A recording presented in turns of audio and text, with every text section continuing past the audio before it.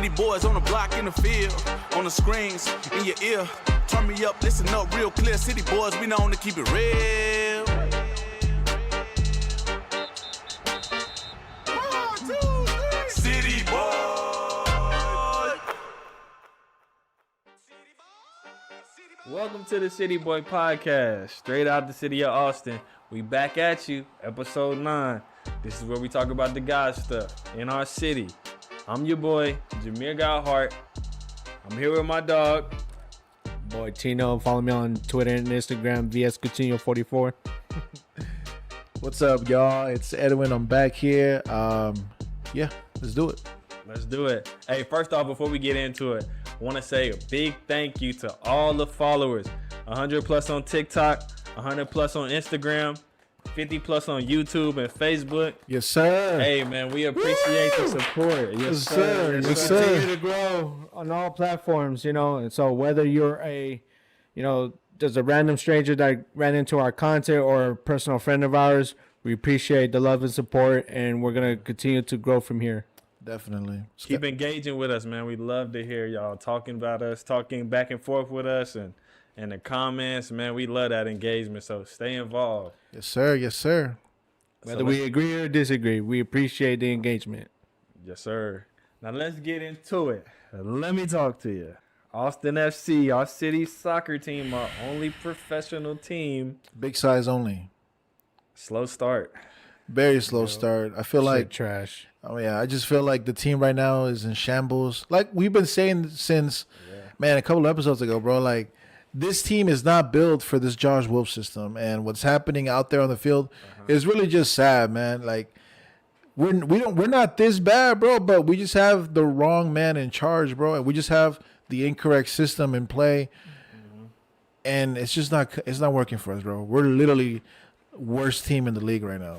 It's still early. 0-1-1 start. It's a slow start, but I guess I'm optimistic, man. I feel like if they can get the chemistry going, they can. It's still early. Yes, of course, I admit them first 2 games they looked like butt and should have lost the tie. They should have lost the tie, most definitely. But it's still early, and I'm still hoping y'all can please turn it around so we can celebrate. We're gonna celebrate regardless, but please turn it around. Yeah, bro. Because I'm not going to lie, if you went to the first game, the atmosphere, everybody was looking forward to the season. But then as the game went on, too many missed opportunities. We were getting our ass kicked with possession. Yeah. And it just felt like kind of like what everyone's saying, we're not that bad. But we're playing like we're the worst team, so... It's Wolf. Look, if you've been watching this team like we've had for the last couple of years, this is not, this is not new, man. Like the trajectory the team finished with last year, it's been on the decline, bro. Like we have not seen an improvement, and that's what upsets me the most. Is like I had a whole offseason to kind of come in and bring in some players to kind of rejuvenate this. We talked about this. Yes. They didn't make any They didn't do shit, bro. Like, they didn't rejuvenate nobody. Like, it's the same old core. And we said it from the beginning, too, when we was talking about that.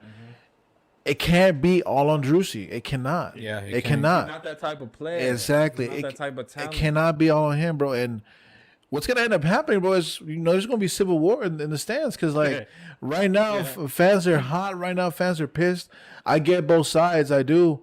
But, man, when the amount of money that we spent going to these games, the amount of money we spent at that stadium, bro, it adds up, bro. What the hell am I paying all this for if shit's going to be trash? It's horrible. It's a horrible situation right now. It's funny that you brought up fans because I wanted to say this to our Austin SC fans. Guys, it's okay to hold this team accountable. We can't just pretend nothing's wrong with this team. Yes. We're gonna keep bouncing back, whatever.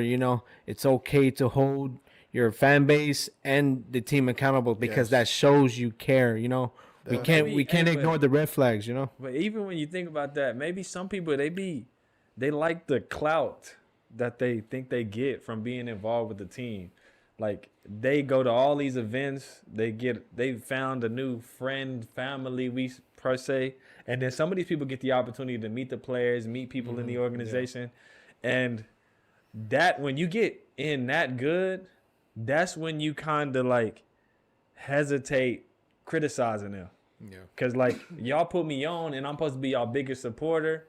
But support also means to let people know when they fucking up. But that means they fake fan, bro. See, like, that's what I'm saying. One of the things that I've been seeing on Twitter, especially after the first game, homie was calling out the supporter section saying, like, you know, why are we paying this much? Or why are we celebrating when the performance is ass? Yeah. But people have to understand, like, when you're in the supporter section, no matter how ass we are, you are there to support the team. You gotta show out. That's the role that you are. That's every place in the world. They have a support section. That's what you do. Now, if you don't want to do that, get the fuck out. Go sit somewhere else. Go sit somewhere else. Right. In fact, if you're bitching and moaning about like prices and why am I paying for this, go sit at home, man. You're not a real fan. Like, I get it. I get both sides. Like, I'm frustrated too.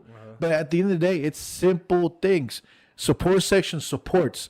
Yeah. We're losing 4-0. We're losing 4-0. The section. Exactly. You're supposed to be in there. You're supposed to be lit no matter what the score is. 4-0. You still support. Otherwise, like you just said, buy tickets somewhere fucking else. Exactly. Exactly, bro. Like, and I'm not going to lie. Like, everyone was defeated in the first game, bro. Like, everybody was down.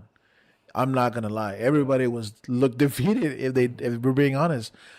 But we should still show some encouragement, some support. Like, hey, we might be ass, but like, let's chill. Let's do something. Like, let's try and cheer this team on. But in reality, though, this system isn't working with y'all fools. We need to find a new coach. The sooner the better, in my opinion. Fuck waiting off season to make these changes. Like, it's not gonna work. We're 29th, or we're literally dead last in ball possession, ball scoring. Bro, last game. It wasn't until the 70th minute Austin had a shot on target, bro. Come on, that's embarrassing. What you doing? Stop. Just stop. Well, me personally with Wolf, you know, I mean, yeah, he's obviously in the hot seat. You know, so if we don't do anything this season, yeah, he's definitely got to go. But in my personal opinion, that, you know, just coming from someone that's not a fan of making coaching changes mid-season. I would just wait until like Austin FC is like for sure out of the playoff race. Yes. Then once we get to that point, yeah, Wolf got to go. It's just the fan base ain't gonna be too patient, bro. Like, if we don't start seeing, what I'm saying, it's going like you said, how everybody was deflated in the first game. That's because we already dealt with bullshit at the end of the last season. Exactly. Man. So you get all excited, ready for this new season. Hopefully we turn it around. Everybody's hype. It's the first game. You gonna get the biggest turnout. So then to see bullshit, you just get deflated. Like you said, you just like, this shit again, bro. Like, exactly. I'm not trying to go through this shit all over again. Bro. But on the flip side, the more Austin FC sucks, the cheaper the tickets cost. So yeah, I mean, so that's take one of y'all little shotties out there.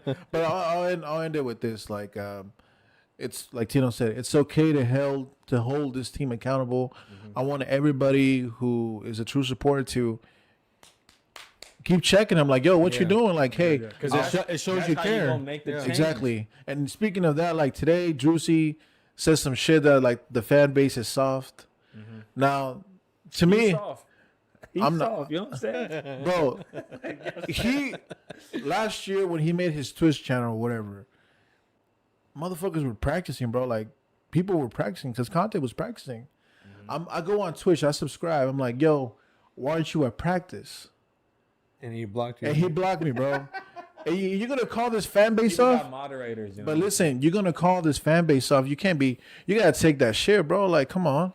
Like, there's been several people that have called out these players and they get blocked for just speaking the truth. Nah, fuck that. Like, right now is the time to keep this team accountable and keep them on check. Cause like, we're spending our money, we're spending all this energy, you know, out here. Like, we got to make some changes. Accountability is the theme. Exactly. Exactly. Like, hey, get your shit together, bro. Ain't nobody hating on you. We just saying you need to play better. That's what I'm saying. That like going back to what I said, like it shows you care, you know. Like we're not Argentina, okay?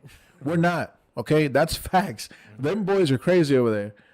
But we want this team to succeed, and we'll do anything to make sure y'all know that we watching y'all and y'all fuck up I'm gonna be in those DMs hitting y'all up. Like I'll be in those DMs. Don't worry. No, we ain't gonna come out with no death threats or anything. But I'll be like, what the fuck was that, Rigoni? What the fuck was that, Ring? Shame on people who do death threats. Yes. But just to wrap this topic up real quickly, do y'all see it? I know it's only been 2 games, so do y'all see this potentially turning around real quick?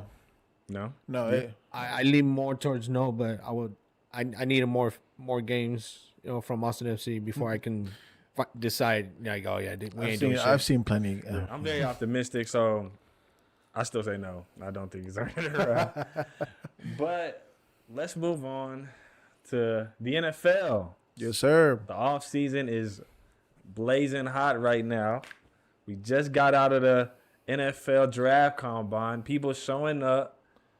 Texas Longhorns, you know what I'm saying? We showing up. Xavier Worthy, man. What did he run? Shout out to a 4.21. A 4.21? Yeah, 4.21. And that's the fastest. That's the fastest, bro. Yeah. So what do y'all think he'll make an impact on the next level? I believe so. He still has to show consistency with his, catching ability because at Texas he missed some catches that were like bro, come on, like you got to catch that.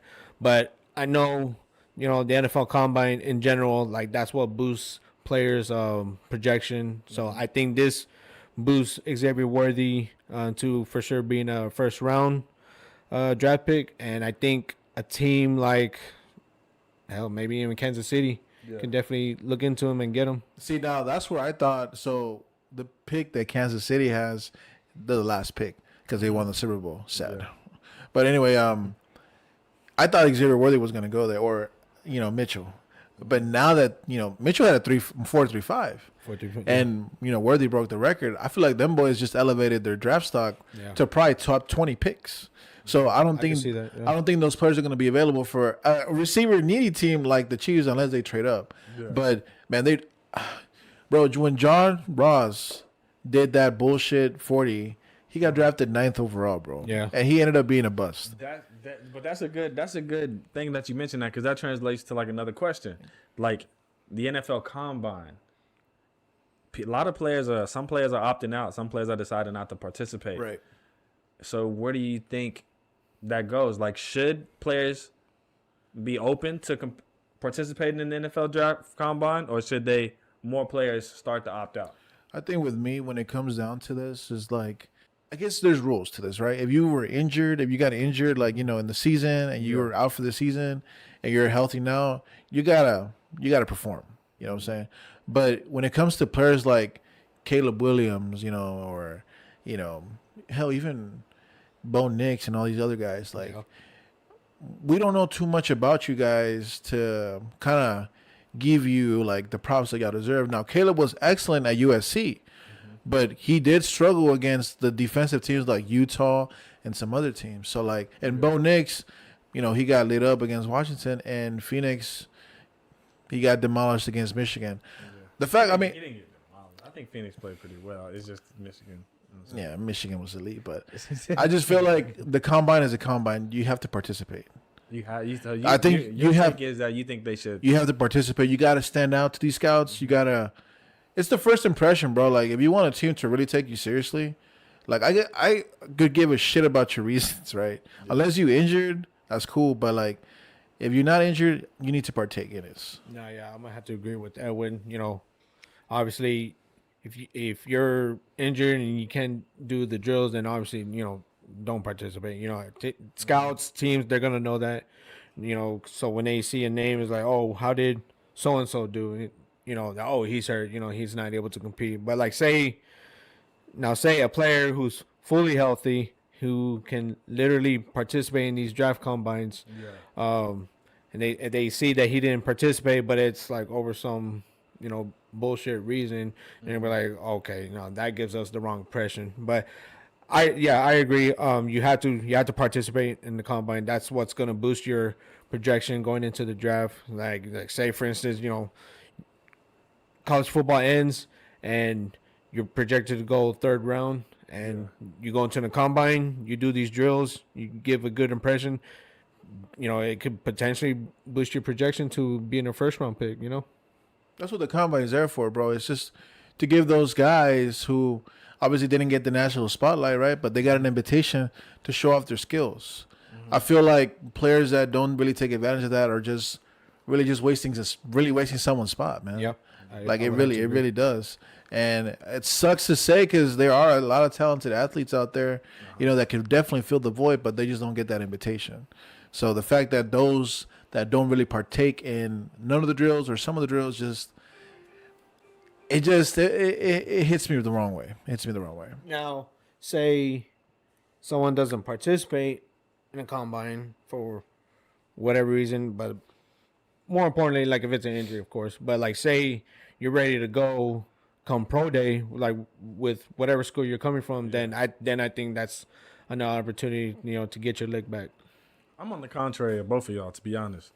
Like, I don't think they should feel obligated to participate in the NFL Combine. It's just opening yourself to more criticism. Most of them players have the tape. You want to know how we play football? Watch the tape.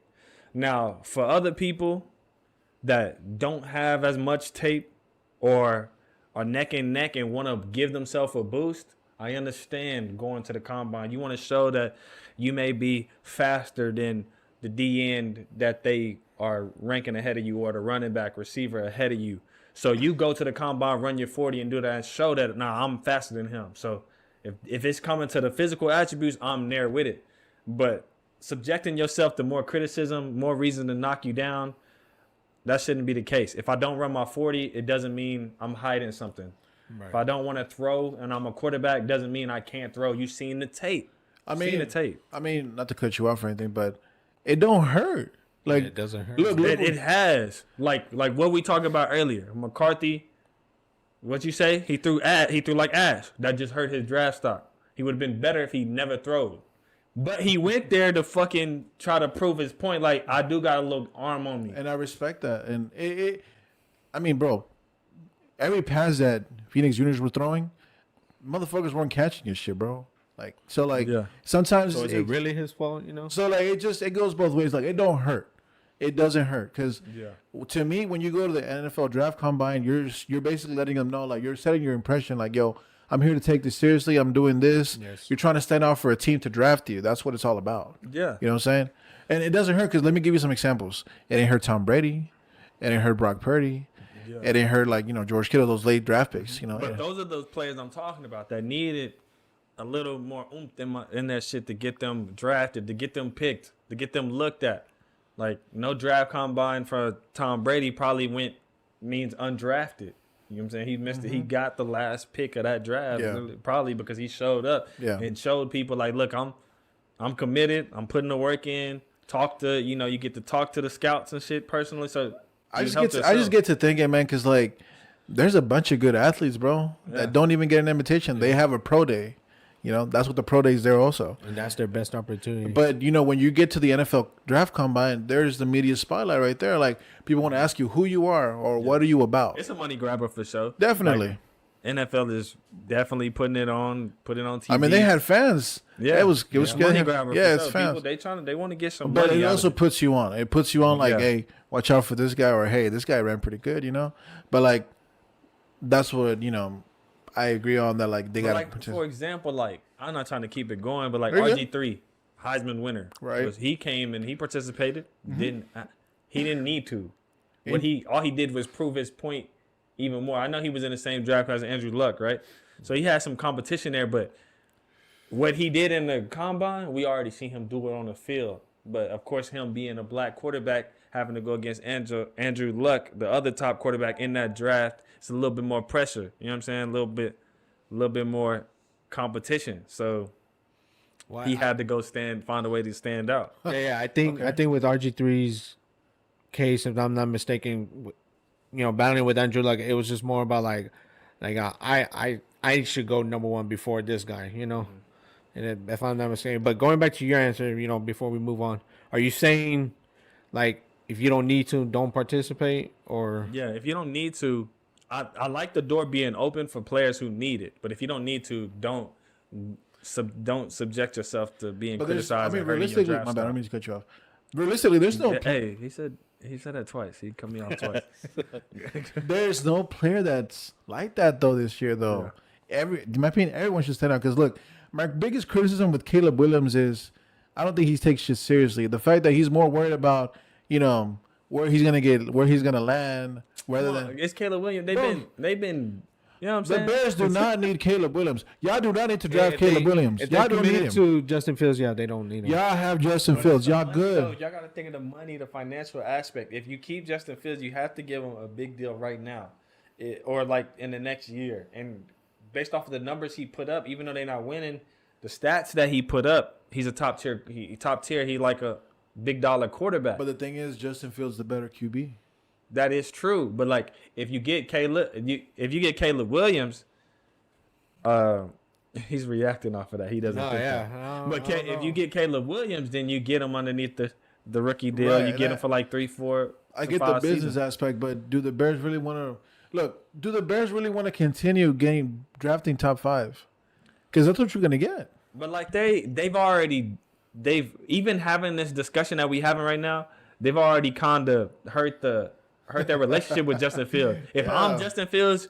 Man, fuck y'all. Because y'all acting like y'all ain't got no faith with me. God, yeah. I feel it. Justin Fields go to a better situation, get paid the money he deserves. Caleb Williams get his opportunity. Either he going to shine or not. It's going to be a tough situation to shine regardless. It's just, it's tough because the Bears don't have a line. So and if the scouts are... The Bears don't have too much talent at all. And then they having coaching struggles. They got to figure out the coaching situation and stuff like that. So it's kind of like it's not even the best situation to even walk into. Man, just pick your poison. You want to keep Justin, but at least he can scramble and get you yards, get you winning games. People comparing Caleb. We going down this path. So let's talk about the best quarterback prospects right now. Caleb Williams. People are describing him as being goated. Patrick Mahomes-esque, Aaron Rodgers-esque, the improv, the being able to scramble, get out the pocket, throw down, steal. Right. And then he got the personality to go with it. He's just like money. It's like money. It's like making it rain, like Birdman. The only thing I would say about Caleb is, as talented he is, because we seen what he did to Texas when he was in OU, bro. Like, fuck that game. But we know how talented he is, but the Bears don't need to be drafting him number 1. No, yeah. If they're for real on committing on Justin Fields, regardless of what their relationship is, then I don't think Caleb goes number 1. I think it's Marvin Harrison Jr. because you gotta get weapons for Justin Fields. Now, if from what I'm hearing is true, Atlanta is interested in getting Fields. And, they give him an offer that Chicago can't say no to. And they're like, oh, yeah, go ahead. Take him. Then I think Caleb goes number 1. And go ahead. I didn't mean to cut you off. No, you're good. Bro, my fault. But I think Caleb's going 1 regardless. Because, like, if we playing Madden, we in franchise mode. You know what I'm saying? Justin Fields finna tie up some money. Like I just said, let him go, trade him. You get some picks, get a player or 2 out of it. Boom, I pick number 1. Then now we just talked about how the line is sorry, but now I got that cap room. I'm available to go sign some big, Husky mug, you know what I'm saying, to go block for Caleb. Caleb should have a better showing than Justin Fields, depending on if they're able to put the coaching around him and the pieces around him. Then potentially he can have a better opportunity than Justin Fields. Justin Fields then had the shit end of the stick if we really thinking about it. Yeah, bro. We should have drafted Justin Fields. Mm-hmm. As much as I like Trey. Hold on. Y'all did Trey Lance dirty, bro. Like as much as I like Trey Lance, the 49ers blew it. Yeah, we should have drafted Justin Fields. I don't know. He trying to plug y'all in. Hey, fuck y'all. You know what I'm saying? No, but back to dirty, bro. Back to the QB topic anyway. Caleb is the number 1 overall quarterback, facts. But Bo Nix is in the mix. Penix Jr.'s in the mix.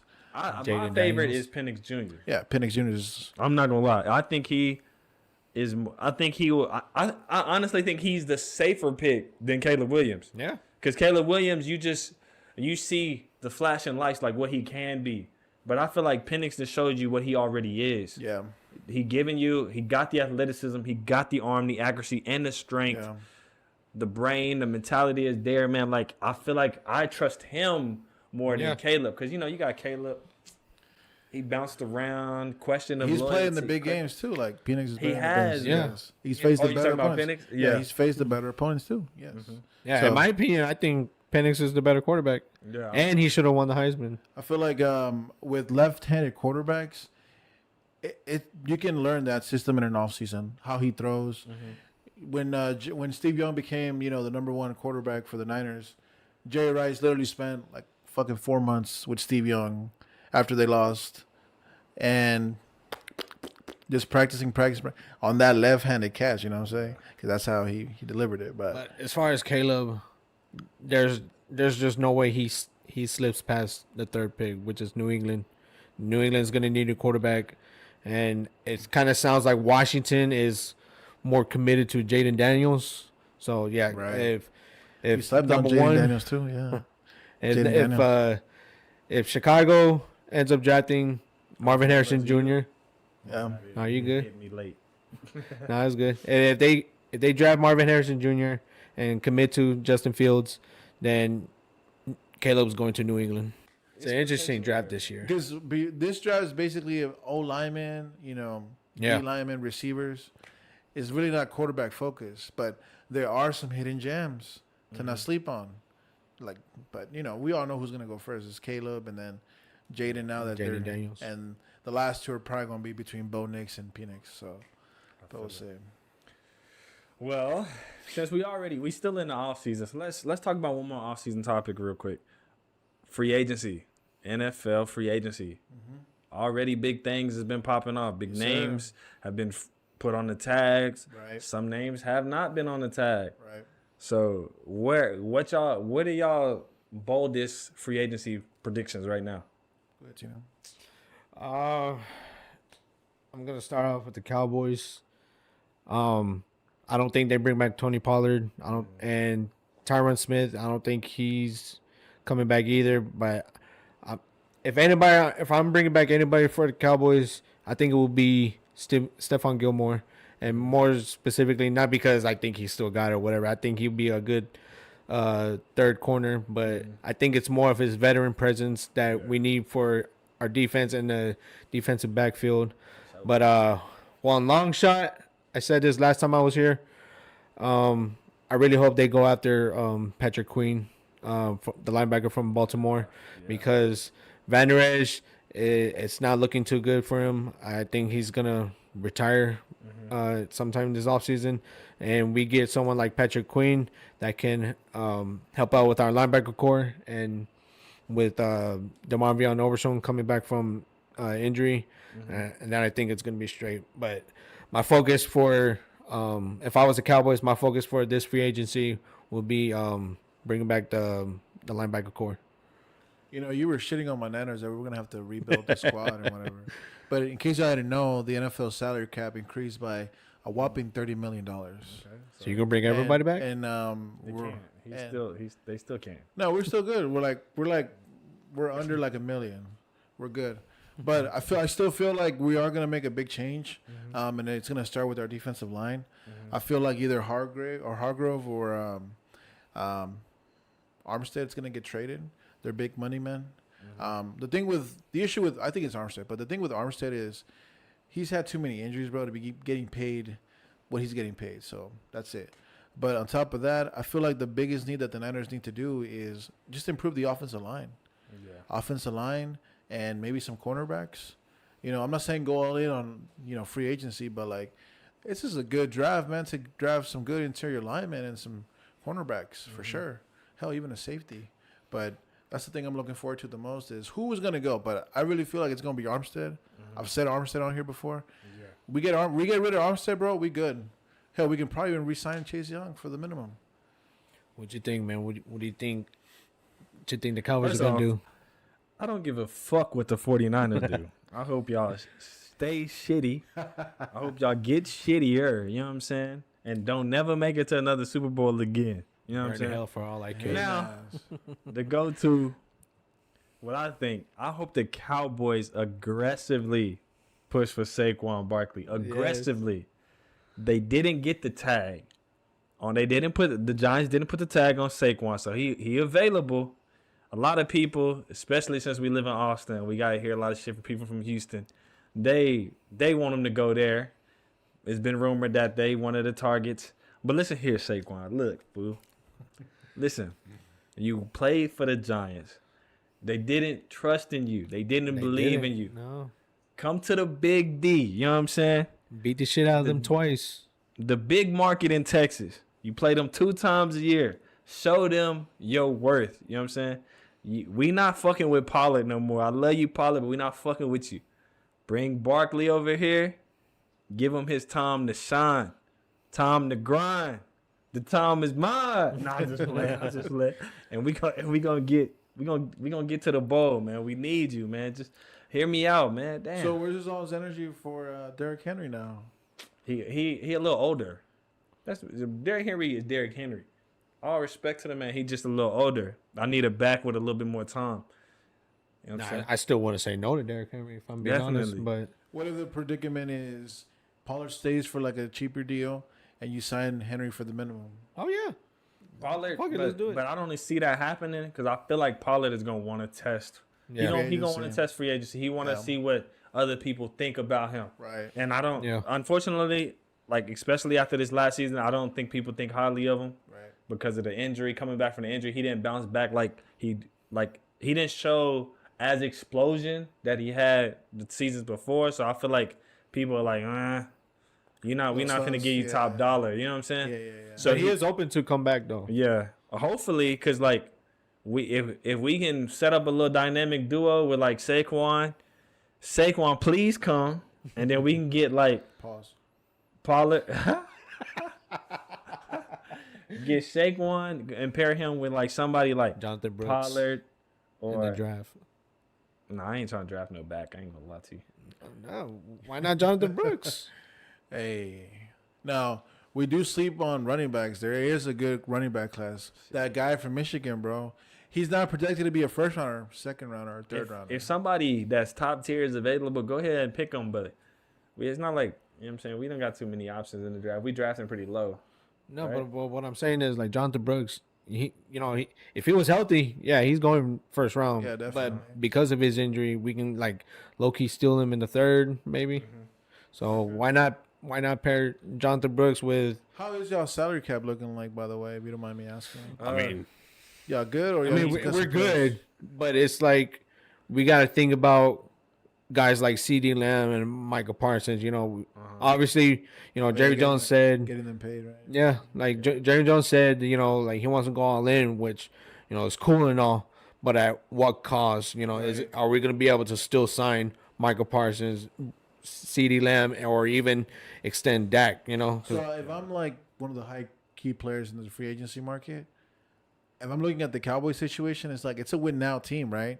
Yeah, but or at least it's supposed to be. But the salary cap is going to dictate like, am I going to take the minimum for a ring? This is where you test Dak Prescott and his loyalty, because there's been other quarterbacks that took less or adjusted their deals to make a team more team friendly. Right, Tom Brady. Now this is where I'm kind of questionable about Dak, because he a brother and we gotta get our money. You feel me?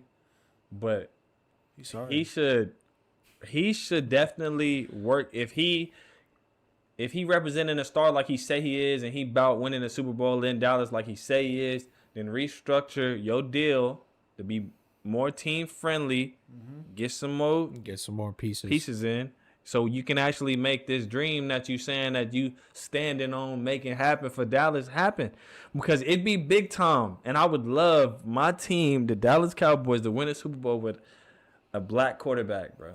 So, you know what I'm saying? That just be amazing. I mean, y'all or just win in general. Because Jerry Jones low key racist, bro. We all seen the little picture that leaked, like what was that, a year ago, when he was like at the front door and he wasn't at the front, but like he was in the crowd. Yeah, you know what I'm saying? But like, bitch ass boy. But I mean, y'all good hey, though. Man, times different. Y'all good though. I love you though, but y'all good though, because even if Dak doesn't work, Trey Lance is right there. Yeah, and I think that's what. Jerry Jones doesn't want to admit it, but I think with that Trey Lance shit. Hey, he's good, bro. But let's be honest. Like Jerry Jones doesn't want to admit it because he doesn't want to hurt the extension talks with Dak. Right. But we all know if Dak, for whatever reason, doesn't want to sign with Dallas, or he feels like he's not being respected enough with the money talks, then our safe option will definitely be Trey Lance. What's up, guys? Here at the City Boy Podcast, we're all about helping and supporting small business, which leads me to today's sponsor. You think you need a sparkler at your home or office? Go ahead and hit up our friends at R&D Cleaning Services. These guys are pro. For the last 16 years, this family-owned business has been keeping Texas homes, commercial buildings, residential buildings, all kinds of buildings clean and spotless. They're basically known for their strip, floor, and waxing. So go ahead and give them a call right now. They're giving free estimates. And on top of that, you will get a 10% off by signing up with them. And also, if you refer to them, a friend or a family member, not only does that person get a 10% off coupon, but also for referring them, you will get a free month of service. So go ahead and reach out to them at 737-243-2050 or 737-256-1893. R&D Cleaning Services. They got the shine that you need. That was our sponsor, R&D Cleaning Service. If you need any cleaning, like the advertisement said, tap in with them, please. And thank you for everything y'all doing.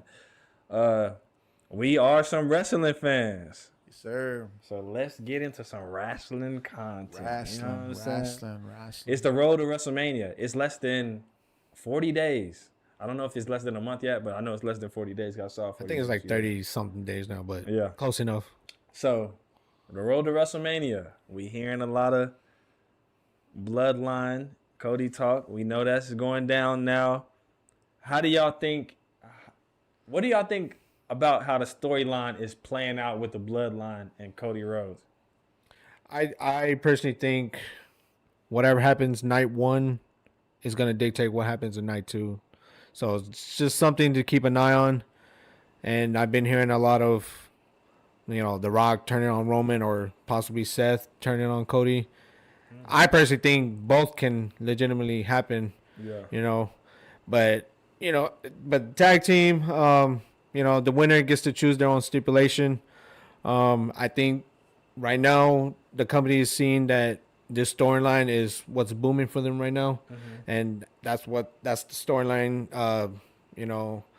which is, I think the second one is probably Bailey and the whole damage control thing. But right now, the Bloodline story, whether you like it or not, that's the best storyline right now. And that's what they're writing off of, for them. As the main event for WrestleMania. Yep. It's stupid. It's stupid, bro. Point blank. Why is Seth and Cody teaming up to face Roman and Rock? That's stupid. Yeah. but you got to, you're cutting me off. I'm talking. You just cut this man off. Hey, be polite. But you got to think about it, though. CM Punk's hurt. Brock isn't going to participate with the whole Vince allegation, so they need to stack the card up a little bit. Now the tag team, this tag team should have happened at Elimination Chamber, but because of what's going on with the roster, they brought Rock back. Should have just left it alone. It should have been Rock and Roman should have been last year's Mania. Mm-hmm. That should have been it. I agree. That should have been it. No, bro. It should have been it. Rhodes should have fucking won. But they want this Samoan nigga to break records for some reason. He good. Me and Tino was rooting for Roman when the crowd was booing. Yes. When they turned it back against him. Yeah, bro. I want Roman is legit. He is a good champion. But you are hurting the roster in general because you putting the title on only him. Yeah. He don't show up enough. Mm-hmm. That hurts the product. Yeah. Your champion is barely there. And when he is there, he barely competes. Yeah. What did you get out of John Cena and Randy Orton, Edge? Them niggas was there every fucking day. Triple H, even OG Rock, Stone Cold, them niggas was wrestling every day. So when Brock Lesnar changed the whole, how the shit working, he came, won the title and showed up, for Roman to repeat that after working so hard to even get to that I just lost a little respect for the nigga because you was my nigga. But why you selling out for this shit that's is good for you? Like, I can't hate. You got a schedule that works for you. You around all the benefits of family, all this. I understand. But you not putting on for WWE like you claim you is because you is not there. Niggas like Seth Rollins, I'm sorry if this rant going too long. Niggas like Seth Rollins, them should be universal champions. Kevin Owens, they should be the champions. Yeah, they there every day. Yes. They there every day. Yeah, but that's the thing. Roman, but that's the thing though. Okay, so you make another world champion. Seth is the world heavyweight title. He's defending it. He's defending the title as often as like you're saying, and now people are getting bored out of it. So I don't understand like why we're shitting on Roman because he doesn't defend it a lot. But we give it to Seth, who's the workhorse champion. I mean, to be honest, I've been bored of Roman's reign ever since last year, bro. It's because the storylines, like this, like it's not that they were defending it too much. It's because back in the gap, the storylines lasted about 3 pay-per-views, and now they can't build out a story that lasts that long without it getting stale. That's their fault. That's the writer's fault. That's the creator's fault. Yeah. But Randy Orton and John Cena went for 2-3, damn near half a year. Like John Cena Edge go for 2-3 months. That the title reign, that's after 4 of those rivalries, he completed a calendar year with good storylines. But that's the creator's fault. That's not possible. Because there's wrestlers and not, I'm not, matter of fact, I cut the creators some slack. It's also the wrestlers, bro. Because they gotta be able to build their characters, carry the promos, and engage. And make it. I mean, what about Cody's story and then the whole bloodline that's been going on for a while now. But the thing is, the thing that pissed me off about the whole shenanigans, really, I started getting bored when Sami Zayn lost to Roman. I told you that wasn't going to happen. That was complete bullshit because we know what was going to happen after that. You know what I'm saying?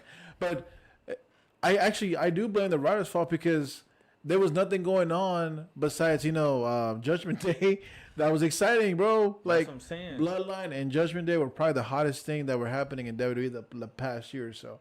But that's boring because there's nothing else. Like, I respect Gunther. Gunther's real. But even he don't even have, like, good storylines. Exactly. What's his story? That you undefeated, you the Intercontinental Champion? I don't know. Look, like, in the Royal Rumble, I did not know half of the motherfuckers that came in. That's what I'm saying. Because you don't watch. That's what I'm saying. Like, I knew, like, pretty much everybody. Besides the main guys, what's going to be enticing for me to watch it again? Who's enticing enough? Okay, but my thing is, like, okay, regardless how y'all feel about the Bloodline thing, like, but that's what's working for WWE right now because everybody's invested in the story. And the same with Cody. Everybody wants Cody. Who is, though? Like, name your I agree with that, but I agree with him because everybody's bought into that, but I think it's because that's all you've given them. No, I mean, I wouldn't necessarily say that. It's more like you try to create another story going on, but everybody's more focused on the Bloodline. That's just me, because like when I look at like on Twitter, Facebook, whatever, this whole thing got stale when I would say the whole thing with the Usos, separating from the Bloodline, and then Jay went out to do his own thing, and then Jimmy, for some reason, came back. That part I'll admit got stale, but then now that you bring in The Rock, and now the storyline has reinvested in itself, so now everybody is more into it now. I kind of echo Edwin. Who is invested in the Bloodline? I truly do not believe nobody gives a fuck about the Bloodline like that. We give a fuck about The Rock being back. We're excited. The Rock is back. It has names like Star Power. Yeah, it has The Rock and Roman. That's what we like. Right. We like attaching the Bloodline to it. That's just we don't give a fuck about the Bloodline. We give a fuck that we see The Rock and Roman. Yes. We don't give a fuck about the Bloodline. But the Bloodline is what attaches to them. Is what I'm saying. Yeah. I mean, like all I'm saying is the Bloodline has been established for the past year along with Judgment Day, right? I think longer. As the the best things that have been happening in WWE for the last couple of years, but it just reaches a point where you're like, if Roman keeps winning titles, you know what I'm saying, like against guys who should be winning it, like you said, that are there, like Cody, like Sami Zayn, and so forth and so on, right? It just gets dull, man. It really gets dull. It does. I mean, I don't know, cause look, I want to see the title being shared. Like Roman has had enough reigns. Like I do agree. Like the prestige of the title is hella high because he's held it for so long. But that's the only thing to me that makes it prestige. I mean, we can say what you want, but we thought Roman beating Cody last year was gonna hurt Cody, and now not only people want to see him win the title and beat Roman even more, but I think his star power is bigger than last year. You know, you're right on that. It is bigger. So I don't understand this. It is hurting him in the fact that, well, CM Punk's injury didn't help either, right? But The Rock being in the match, like I don't think Rock should be in. No, I agree. Like WrestleMania at all. Like no, yeah, I agree. But like I said, but I think they have to do this because of like you said, CM Punk, him getting hurt, and then the whole situation with Brock. So now they're in position where like, okay, if we just like leave the Rock out and then leave our card the way it is, like that's not what's gonna draw people. They kind of put them in there. They put themselves in this situation because they're doing the 2-night thing. So you're right. They don't have another match that. They don't have nothing else. So they have to stack the card to please people. Watch the other night. Niggas literally would not watch the other night. I just want that night. Real, look, all I care about is Cody winning the title. if Rock beats Brock, like let's say Treasury happens and Roman betrays Rock. Okay, let's really back in. Let me ask the question. Let me ask you the question. All right. So, what is your prediction of night 1, the tag team match, and then night 2, the solo match? I feel like I lose regardless. I lose regardless. Yeah. Oh man, but I'm gonna go with Cody and Seth. Them winning night 1, yeah. And then what happens night 2? Cody faces Roman, and then he's gonna win that one. And Cody beats Roman. Nah, see, this is why I disagree right here. I don't be watching WWE like that. Yeah. No, you're good. You know, it's cool. But I think what's gonna happen. I think The Rock is gonna turn on Roman night 1, and then Cody instead they're gonna see this as their opportunity to win the match. Mm-hmm. I think it's fair to say at that point, Cody pins Roman, and then Cody for night 2 he thinks is gonna be in the clear. You know, no bloodline, nobody ringside. It's just me and you, Roman. And I think there's going to be a big swerve happen. What? I don't know. Mm-hmm. But I think there's going to be a big swerve. And I think Roman's going to retain, bro. So you want what happened last year to happen again? Oh, my goodness. Oh, no. Roman's going to retain, my dog. Right, but let me say this, though. Like, this is why I think like that. Because I like Cody.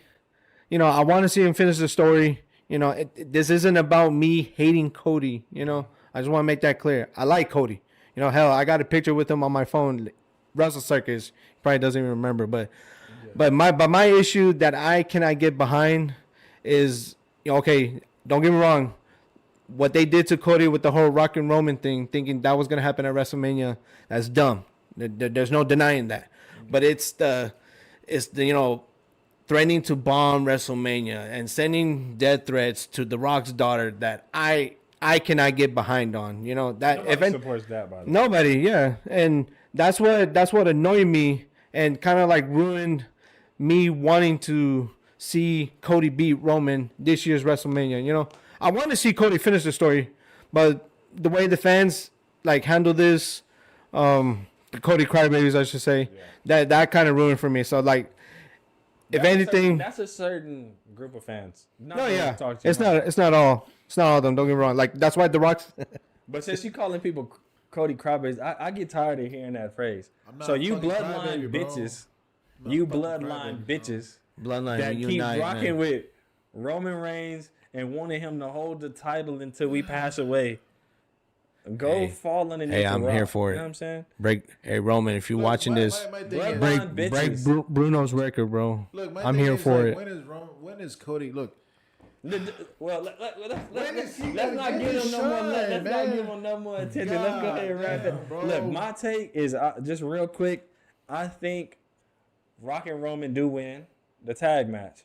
Okay. And then this time, when Cody gets the match and everybody's involved in interfering, he still pulls it out. He gets a little help or something, and he pulls it out. That will make it even more glorious to me. Put even more, make him even a stronger figure. Get even more of a pop when he wins the title. So if that happens, do you have anybody like surprising coming out, like to help Cody? Not off the top right now. Like I'll tell you this though, because when I heard about this potential AEW WWE deal that there was working with in regards with Sting, his final match, because supposedly AEW wants to use some of Sting's footage from WCW, and the only way that can work is if they talk to WWE first. And the rumor was that in exchange they'll let Dustin Rhodes, Goldust, that'd be dope to show up for night 2, help Cody. That would be dope. But I heard that would, yeah. But now that I heard AEW never asked WWE for the footage, so like the deal never went through, I think someone like Stone Cold comes in and helps Cody. It's a long shot, but why not? If I want to throw my 2 cents there, you mentioned Glorious. I'll say Bobby Roode. So Bobby. Yeah. Well, thank you for mentioning AEW and Sting's match, because that can transition us straight to that. AEW was Real wrestling. No, it's not. But this last weekend, Revolution? The pay-per-view was headlined by Sting's last match. Yes, sir. So everybody give a round of applause for Sting on a great career. Shout out to Sting. All right, I want y'all to give me 2 things. From AEW Revolution, what was the best match of the night? And how was Sting's match? So the best match of the night was between Will Ospreay and Konosuke Takeshita. Man, that shit was amazing, bro. Like, everyone's being introduced to Will Ospreay right now. Man, that's what he does that's what he did in Japan all the time, bro. Just delivered banger after banger. Yeah. Now to finish up your question, man, it was a crazy ass match, bro. Shout out to Darby Allin. You a crazy motherfucker, crazy, bro. You a crazy motherfucker, bro. And but I'm glad Darby got to learn from Sting. He took him under his wing, you know what I'm saying? Yeah. The thing I remember most about Sting is just the fact that he's just, for his age, bro, the fact that he was taking those table spots. He got thrown into the glass, bro. Oh man, just a real soldier, a real wrestler, and the icon. Yeah. The icon. Yeah. I'm not gonna lie.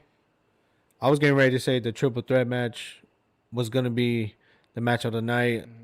It was obviously good. It was good. Don't get me wrong, but like I felt like Swerve winning that, like it would have got like a big reaction, and I was gonna get ready to say, okay, that's the match of the night.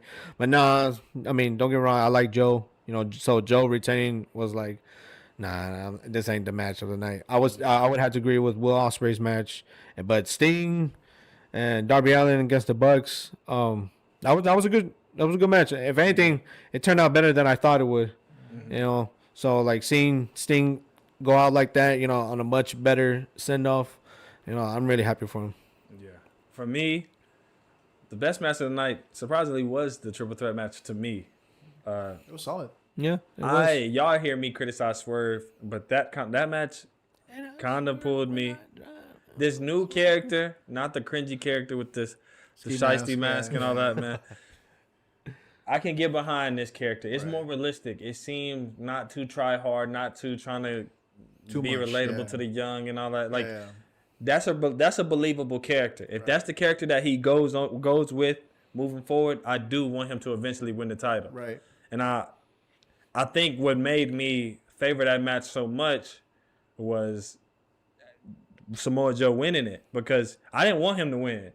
But them doing that got me even more invested because I wanted him to lose so bad. Yeah. Winning that whole kind of got me riled up. So I was like, fuck. And then to go to Sting's match, Darby, like Hey, Darby's crazy. It was a lot of dumb spots in that whole pay-per-view. Like the Ospreay match, the suplex on the turnbuckle, that is dumb. Bro, and the fucking, somebody should have been paralyzed off of that. And the fact that he wasn't. That's what I'm saying. That's like, crazy. That's bro. crazy. And then the back door that in the main event, Darby Allin jumping off, I don't know how high, crashing. Like we know wrestling's fake. He knew he was finna smack dead on that glass. Back immediately started bleeding, bro. God. Oh, what's that dude's name? That fuck this shit. Like it was supposed to be all about Sting, the icon Sting. So many wrestlers emulated him and idolized him, but that moment right there, him smashing into that glass and his back bleeding from that moment to the end of the match is etched in my mind. Bro, it was. I mean, Sting approved of it, bro. So everything that happened in that match, Sting wanted to happen. So, shit. But Darby does that crazy shit, bro. And, supposedly, some of the fans like that were like right there nearby where Darby did that stunt. Like they got like cuts from the glass hitting them, from what I've heard. You know. Shit. But here's a just imagine. I just fucked off. It was a solid pay-per-view, bro. It was, in my opinion, I think it was one of the best AEW pay-per-views. I mean, out there. It was a good pay-per-view overall, but let's be real. That Eddie Kingston and Daniel Bryan match, I couldn't get behind that one.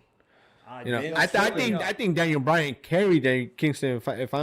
If I'm being real, try this Eddie Kingston shit, bro. Like, I respect the man, everything he's done for wrestling. I respect him, bro.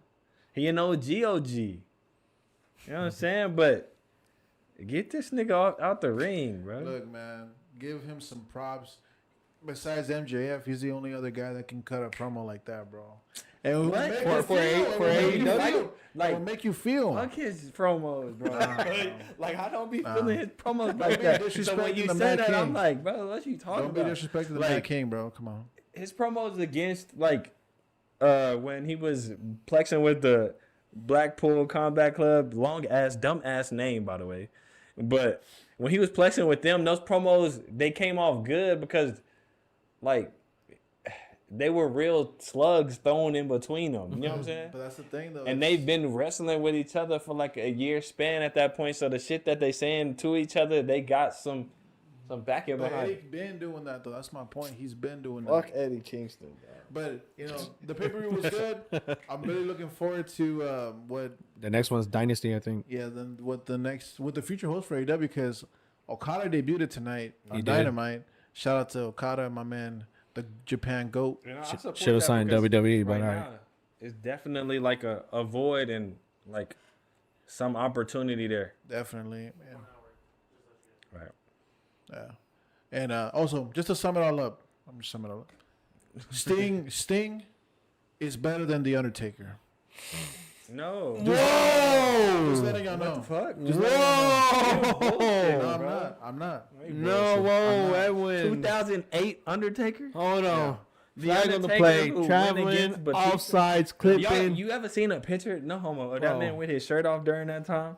Gay. He was an absolute monster. He actually looked scary. And he wasn't just the dead man. His physique was. He actually looked like he was about that shit, bro. At that time, when he was in his prime, bro. When he could jump over the rope, you know what I'm saying? Like this man. What was it? Damn, I forgot what it was called. Yeah, down. That man is. What was that called? He's not my GOAT, but he is for sure ahead of Sting. No, you're tripping, bro. Nah, I'm gonna have to take Undertaker before Sting. There's a reason why Sting's the icon, bro. No. There's a reason why Sting's the icon. Bullshit. No, it's not bullshit. It's not bullshit. This is absolutely. Sting is better than the Undertaker, bro. No way. No. Yes, he is. What makes him better? What skill does he have over Undertaker? He held the world title in the NWA, OG NWA, and in WCW. So, but that's the thing though. Like I feel like you take the titles away from Undertaker, I still think that doesn't take away from his legacy, bro. Like that's how truly great he was. Name on the biggest wrestling platform for years. Yes. And Sting was not. And Sting was the biggest name of all time. No, Yes. bro. The best, like if we talking about goats of wrestling, let's be honest. Who wrestled with Ric Flair? Who wrestled with Ricky the Steamboat? What Ricky technically the Dragon speaking, Steamboat? Taker did wrestle. Who with wrestled Ric with Flair. the Road Warriors, bro? So I'm just saying. the GOAT to me is Shawn Michaels. If we talking about GOATs of wrestling, Shawn Michaels is the I'm not best talking- wrestler I'm not going ever, on no bro. rank. I'm just saying Sting is better than the Undertaker. Bro. What? Okay, so let me ask you this: what storyline, like that, Sting was a part of that was like so great compared to Undertaker's storylines? The one against Hollywood Hogan. The fact that he took a year. The fact that he took a year, bro, while he watched the destruction of the NWO and WCW, and then he won that title against him in Starrcade in '97. Come on, bro. Come on, man. Undertaker's been in so many great storylines, though. That's what I'm saying. That I don't think. Yes, WrestleMania streak. like bro, like his second match against Shawn Michaels with the streak versus the career match. Like, man, that had me on like, oh, hold on, what's gonna happen here? Like, because you didn't know what was gonna happen. Matter of fact, since we own that, bro. What is the best? Because Undertaker is. Fuck what he talking about. Undertaker is better than Sting. But anyway, I agree with Jamir. Anyway, Undertaker. What is Undertaker's best streak match? What is the best WrestleMania match? I can tell you my personal why y'all think. You know what I'm saying? Undertaker versus CM Punk. That was a good ass match and slept on. But it was probably the match of that WrestleMania, bro. I don't remember. I say the one with Batista in WrestleMania 23. Okay. That's the year he won the Rumble. Okay. So when you say his best streak match, like, are we talking about like the wrestling match overall, or? Yeah. Yeah. Okay. Then in that case, then him against Shawn Michaels, the first match. I think the first match, wrestling wise, was better than the second one. But I just think the second match had a better storyline than the first one. The reason why I say Sting over Taker is because I grew up watching Sting back in, Which is cool. back in El Paso, Juarez. We had WCW content all the time, so I was watching Sting all the damn time against Vampiro, Billy Kidman, and all those guys. So Sting has a place in my heart, bro. I can just imagine. A little Sting tattoo. I guess that's There's a little Sting tattoo, the logo right here. You know what I'm saying? Well, I love Sting, but yes, Sting is better than the Undertaker. All right, let's move on to some more fighting. UFC. We're all UFC fans here, MMA fans here. Big Showtime event, UFC 299 this weekend. Sean, you know what I'm saying? The GOAT. O'Malley, Sugar. What y'all think is going to happen? I think Sean O'Malley is gonna win his match. I would say I'm predicting, because this is a different Sean O'Malley than the first fight he had with Vera. Yeah. And I think O'Malley's gonna make a statement. I think he's gonna knock Vera out third round maybe. Yeah. And he's gonna, I want to say, solidify as like a GOAT or anything like that, but that's gonna be a statement where like I'm the best fighter in the UFC right now. Yeah. I think O'Malley is gonna knock him out second round, and I think he's already the GOAT. But It's too early. Nah. It was way too early. He ain't like, he's solid, and he's showing the glimpses of being a great, but he still got to pad that palate. Like he ain't done enough. He ain't done enough, and he hasn't shown enough. We all still know him as a striker, and a damn good, accurate, pinpoint striker.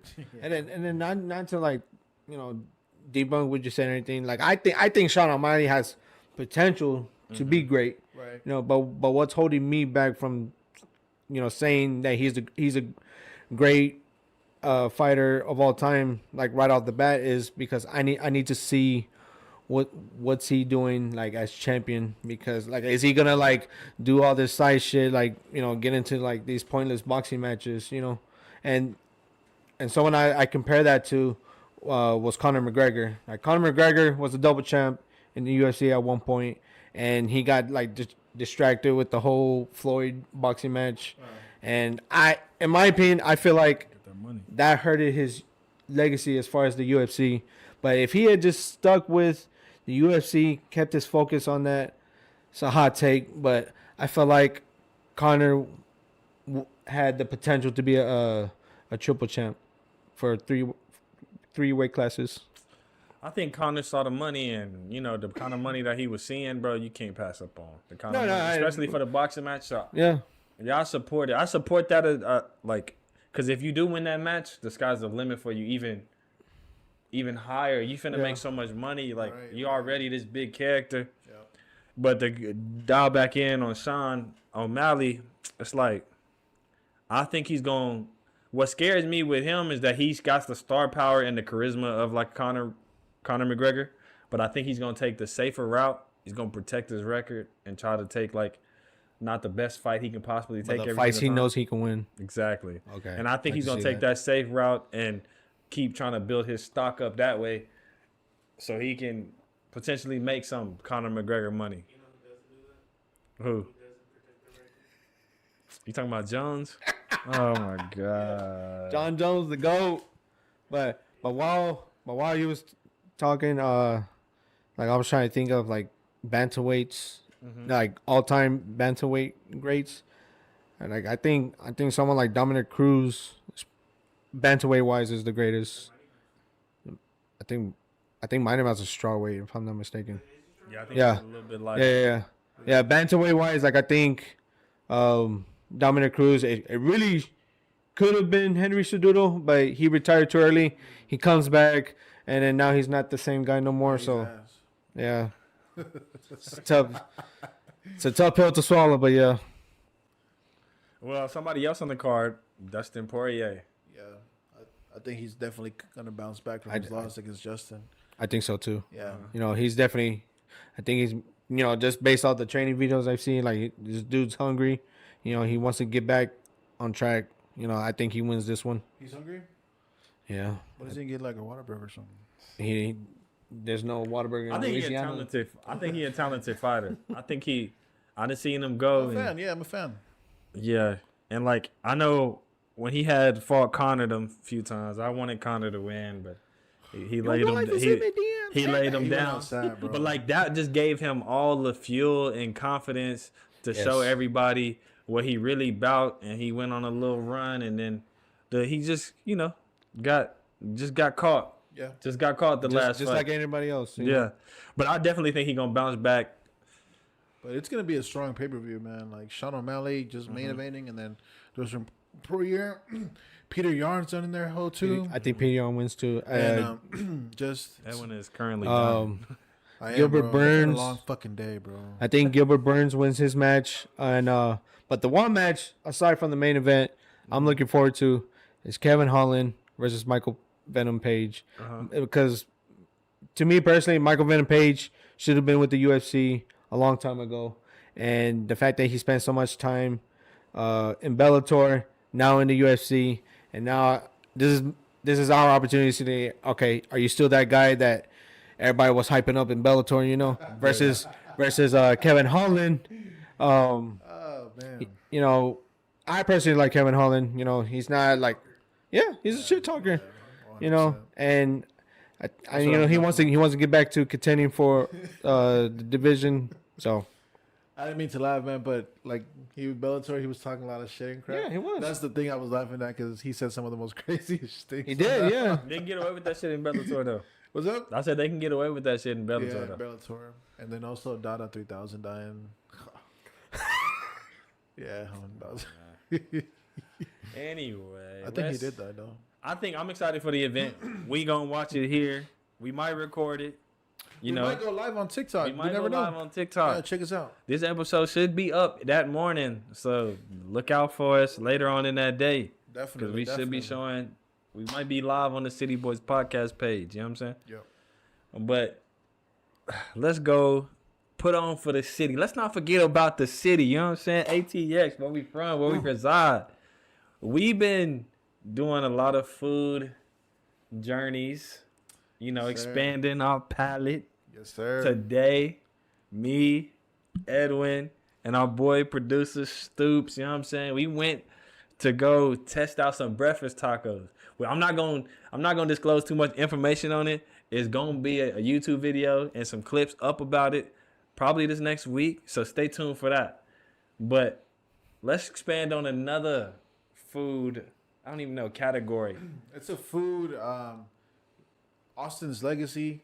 Well, Central Texas legacy. Yeah. Barbecue. Barbecue, exactly. Barbecue. Top tier barbecue here in Central Texas, bro.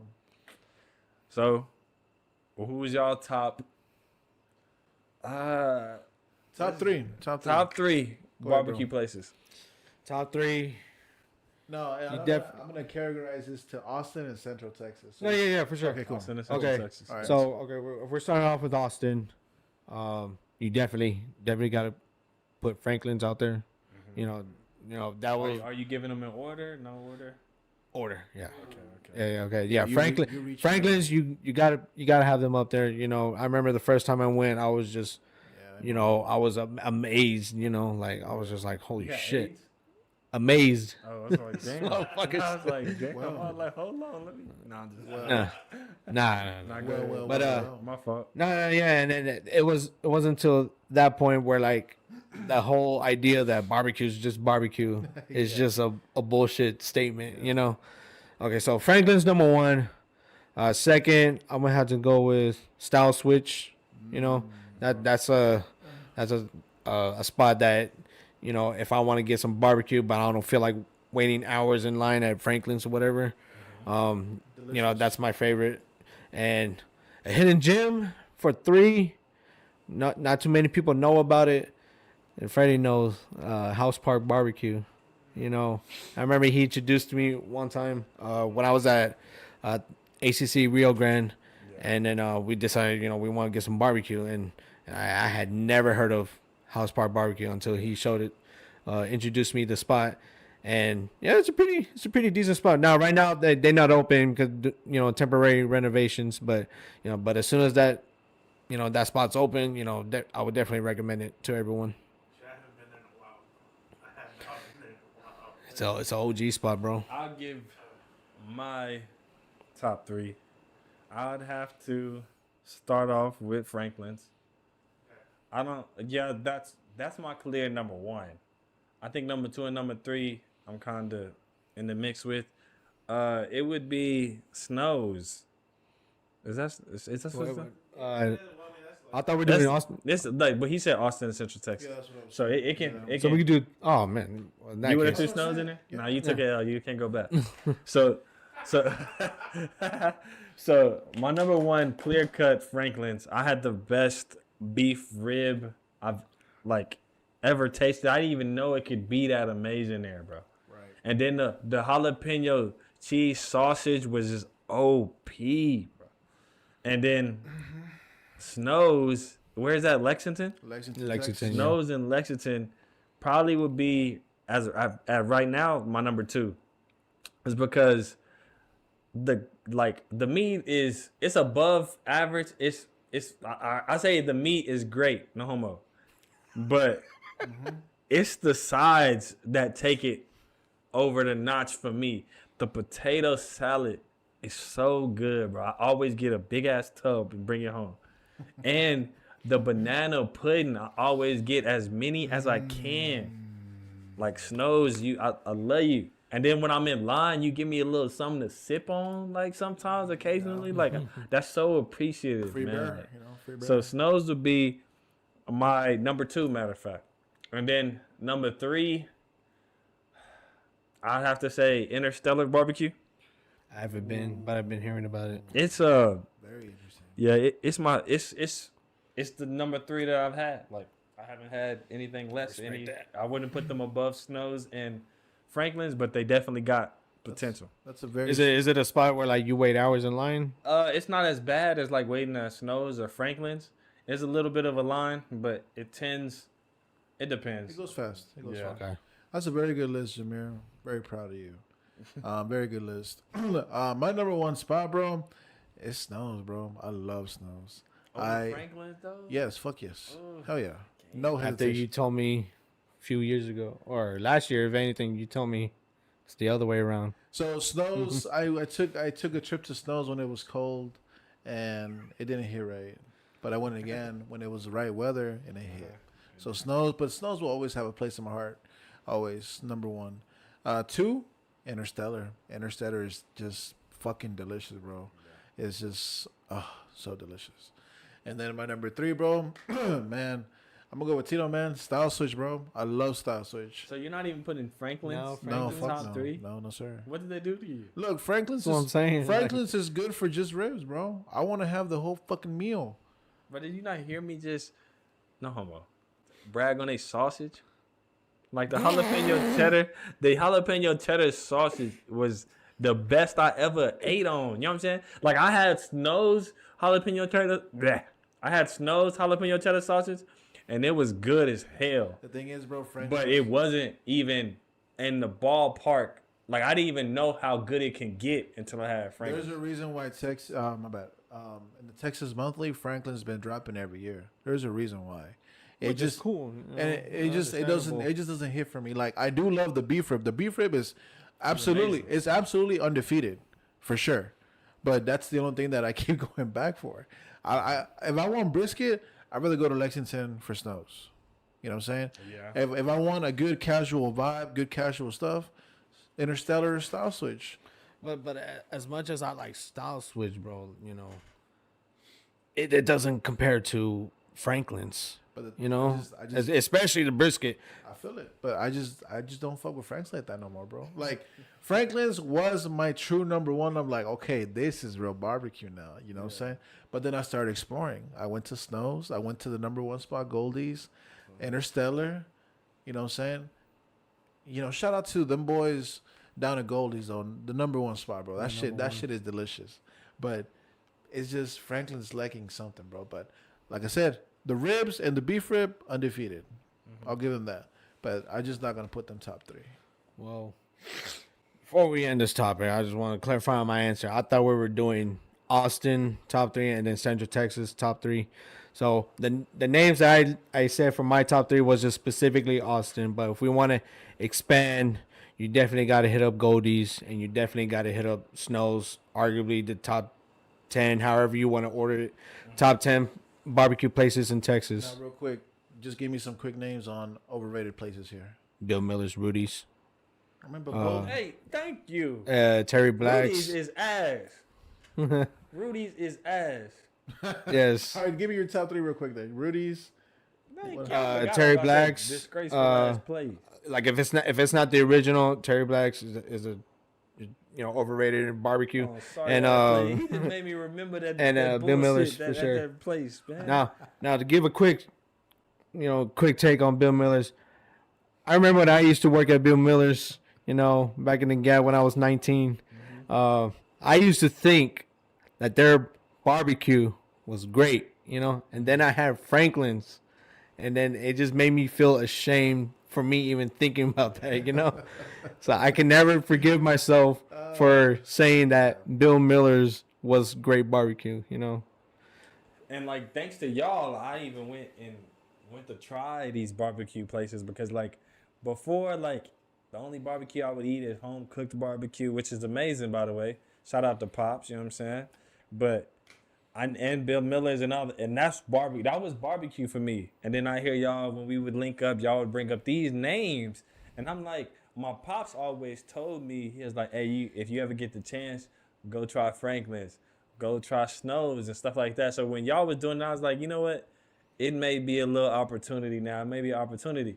And when I tried it, I did not know barbecue could even be that damn good. Yeah, bro. You be moaning. Yeah, you be sitting there. Just take that first bite. Oh. City Boyz Barbecue. What's up, man? Hey. City Boyz Barbecue. Hey. Shit, we gotta learn how to cook it, bro. Yeah, bro. Well, I know, I got a little something, but I ain't fucking with Franklin's and them right now. But yeah. What about you, Edwin? Man, Black's is ass. Terry Black's is ass. Like you said, it was not the original spot. Don't even recommend that place to me. Mm-hmm. Rudy's is garbage. The driest shit I've ever seen. Sorry. Disgusting. And then, you know what, bro? Cooper's too.